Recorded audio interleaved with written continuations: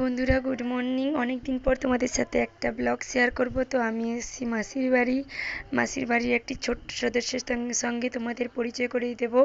এর নাম হচ্ছে জুলি। জুলি মাসির বাড়িতে পোষা, কারণ টিয়া দেখতেই পাচ্ছ তুমি, টিয়া পাখি। তো ওর সঙ্গে আমি আর ভাই অনেকক্ষণ খেলাধুলো করলাম। একটু ওকে রাগাতে ভালো লাগে, তাই লাগিয়েছি আমি আর ভাই মিলে। তারপরেই আমরা গেলাম রান্নাশালে। গিয়েই দেখি আমার ছোটো মাসি লুচি বেলছে। তো সেদিন ছিল 18 তারিখ, আমার বার্থডে। তাই আমার বোন আমাকে দুটো কিটক্যাট চকলেট দিয়ে আমার বার্থডেতে গিফট দিয়েছে। তো এই দেখো লুচিগুলো কেমন ফুলকো ফুলকো হয়েছে, দেখো তো আমার মাসি ফুলকো ফুলকো লুচিগুলো ভেজেছে। তারপর কিছুক্ষণ পর আমরা বেরিয়েছি ঘর তুলতে যাওয়ার জন্য।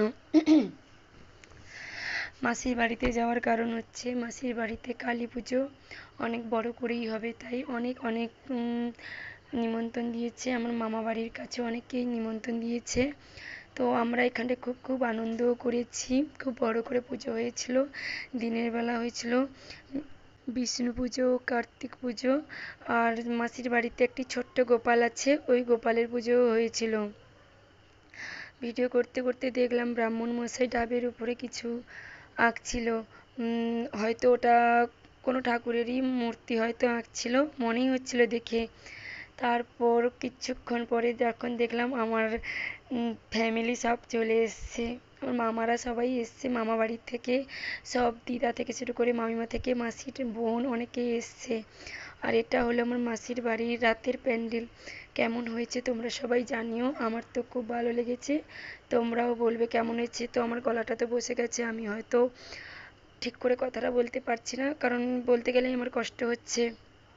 আর এটা হলো সেই দৃশ্য, ফুচকা খাওয়ার দৃশ্য। এখনো ফুচকা দোকানি ফুচকা নিয়ে বসেইনি, আর তাদের দেখো লাইন দেওয়া শুরু হয়ে গেছে।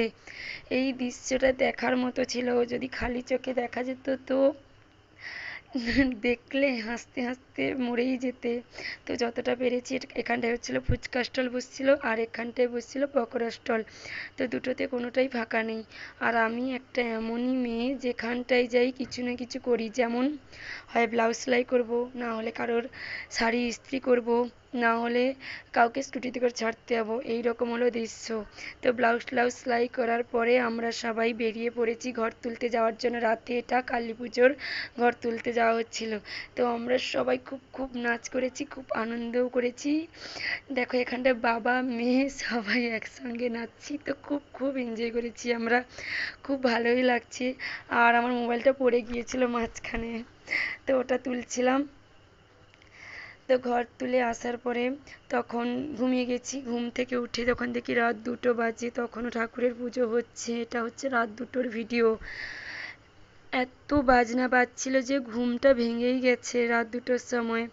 তো এসে পুরো পুজোটা কমপ্লিট করছি, আমরা সবাই দেখছিলাম। তো ওই মূর্তিটাকে আমি আবার জুম করে দেখাচ্ছি, দেখো ওটা মনে হয় মা কালীর একটা মুখ বানিয়েছিল ব্রাহ্মণ মশাই। তো পুজো শেষ হয়ে গেছে, সবাই প্রণামও করে নিচ্ছে। তো মা আসবে আসবে আসবে, সবার খুব আনন্দ, কিন্তু যাওয়ার সময় সবাইকে কাঁদিয়ে দিয়ে যাবে। তো সবার বাড়ির সবার মন খারাপ হয়ে গেছে, কারণ আর কিছুক্ষণ পরে মার চলে যাবে। তো হয় না পুজোর সময় ঘট ভাসান দেওয়া হয়, তো সবার প্রথমে ঘট ভাসানোর জন্য সবাই চলে গেছে। তখন সকালও হয়ে গেছে পুরো, দেখবে বুঝতে পারবে, দেখো পুরো সকাল হয়ে গেছে, ঘট ভাসানোর টাইম হয়ে গেছে। তো এটাই খুব কষ্টের যে কতটুকু টাইমে হলেও সবাই আসবো, আনন্দ করব, পুজো হবে, মা আসবে, সবাই আনন্দ, কিন্তু চলে যাবে যখন সবাই খুব দুঃখে থাকে। তো আজ পর্যন্ত এইটুকু, দেখা হচ্ছে নেক্সট ব্লগে, টাটা।